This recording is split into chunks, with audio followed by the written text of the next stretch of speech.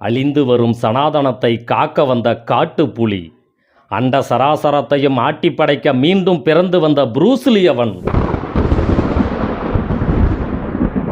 உனக்கு பொட்டேட்டோ மந்திரிச்சு தரேன், தலைமாட்டில் வச்சு தூங்கு.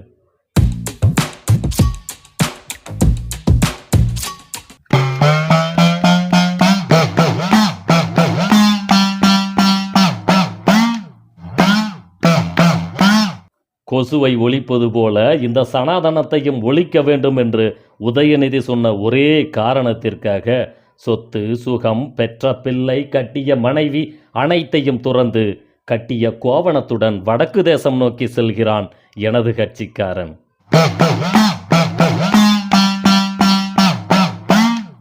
எப்படியாவது இந்த சனாதனத்தை காக்க வேண்டும் என்ற விடாமுயற்சியுடன் தியானத்தில் ஈடுபடுகிறான்.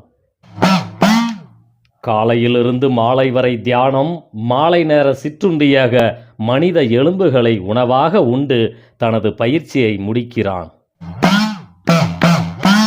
எதற்காக அப்படி செய்ய வேண்டும்?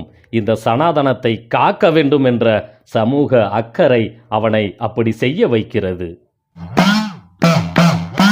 இந்த சமூகம் சனாதன பார்வையில் தன்னை எந்த மாதிரியான அந்தஸ்தில் வைத்திருக்கிறது என்பது அவனுக்கு தெரியும்.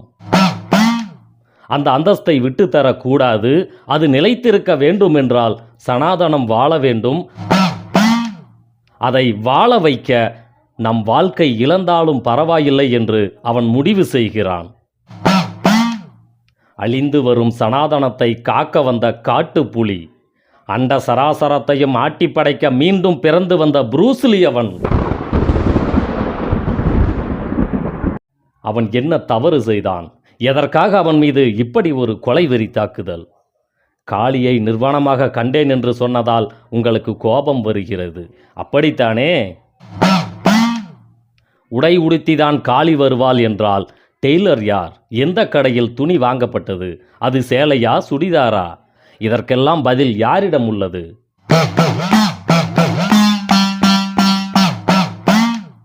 பில்லி சூனியம் வைப்பேன் என்கிறான். இப்படியான சாமியார்கள் அதைதானே முழுநேர தொழிலாக செய்கிறார்கள். அவர்களை ஏன் நீங்கள் கேள்வி கேட்கவில்லை? கடவுளை வர வைக்கிறேன், பேயை விரட்டுகிறேன் என்று சொல்லி லட்சக்கணக்கில் சம்பாதிக்கும் எத்தனையோ சாமியார்கள் இருக்கிறார்கள். ஒரு சிறுமியை 7 பேர் சேர்ந்து பலாத்காரம் செய்து கொன்று விட்டார்கள் என்ற செய்தியை கேட்ட பிறகும் அதை பற்றி பேசாமல் காளியை அவமதித்து விட்டான் என்று கூறி ஒன்று சேர்ந்து அவனை விரட்டுவது ஏன்? முறையாக எதிர்க்க வேண்டியவர்கள் சனாதனத்தை மறுப்பவர்கள்தானே.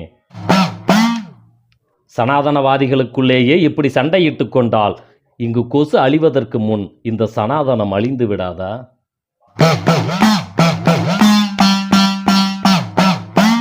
எல்லோரையும் போல ஏமாற்றி பிழைக்கப் போகிறேன் என்ற உண்மையை சொன்னானே, அதற்காக அவன் மீது கோபமா?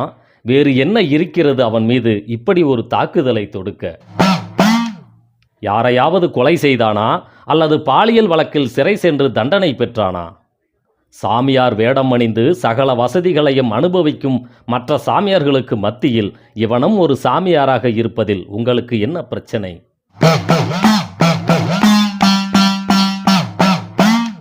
இதுதாண்டா சனாதனம், புரிஞ்சுக்கோடா கலையரசா.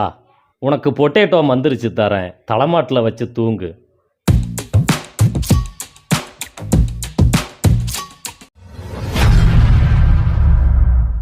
மறக்காமல் நம்ம சேனலை சப்ஸ்கிரைப் பண்ணிடுங்க. பக்கத்தில் இருக்கிற பெல் ஐக்கானையும் தட்டி விட்டுருங்க.